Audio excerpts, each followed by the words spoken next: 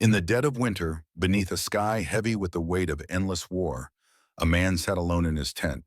The wind howled across the frozen Danube, rattling the canvas like the breath of fate itself.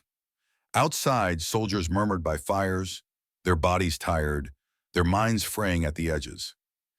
Inside, he wrote by candlelight, not orders, not strategies, but thoughts, quiet reflections, words for no one and for everyone.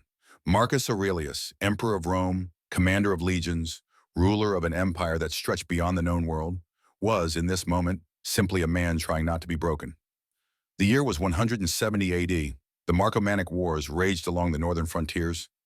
Disease had swept through the army, friends had died, allies had betrayed him. His own generals questioned his resolve. And yet night after night, Marcus opened his journal, dipped his pen, and returned to his inner fortress. You have power over your mind, not outside events. Realize this, and you will find strength. He was not born Stoic, he became one. Trained from youth in philosophy, Marcus had absorbed the teachings of Epictetus in the ancient Stoics.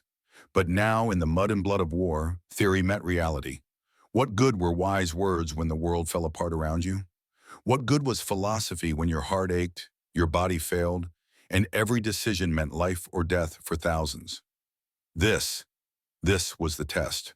A Roman emperor, with their armies at his command, learned that true power did not lie in conquest or control, but in clarity, in focus, in refusing to be ruled by anger, fear, or despair.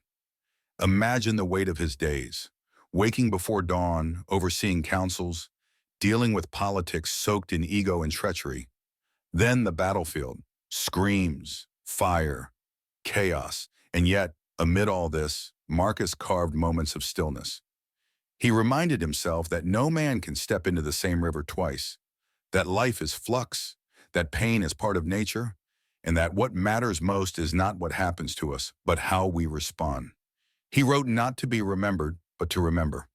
To remind himself that discipline is freedom, that every distraction, every temptation to despair was a test of the soul. If you are distressed by anything external, the pain is not due to the thing itself, but to your estimate of it. And this you have the power to revoke at any moment. This is the Stoic path to unbreakable focus. Not a path of force, but of surrender to the truth. The truth that we do not control events. We only control our character. And that is enough. Marcus faced betrayals that would have crushed lesser men. He buried children. He stood watch as his wife grew ill. He was surrounded by courtiers who lied to him, generals who plotted behind his back. And still he did not flinch, because he knew no one can steal your peace unless you give it away. He returned again and again to the virtues that anchored him: wisdom, courage, justice, temperance. These were not abstract ideals. For Marcus, they were weapons sharper than any sword. They allowed him to act when needed, and to be still when silence was wiser. He led Rome not with tyranny, but with restraint, not with fury, but with patience. His greatest victories were not in battle, but within. In a time when emperors were worshipped as gods, Marcus wrote that he was just a man, a brief passenger on the winds of fate, dust like all of us. And yet he believed, fiercely, that in this short life we could choose virtue. We could choose clarity over chaos, focus over distraction, peace over panic. Today our world may look different, but the storms remain. Deadlines, noise, doubt, the pressure to be everything, everywhere, all at once. It's easy to lose ourselves, to chase what does not matter, to drift. But if an emperor in the heart of war could find stillness, so can we. Begin small. Wake with purpose. Return to your breath. Let go of what you cannot control. Choose your thoughts as a sculptor chooses stone.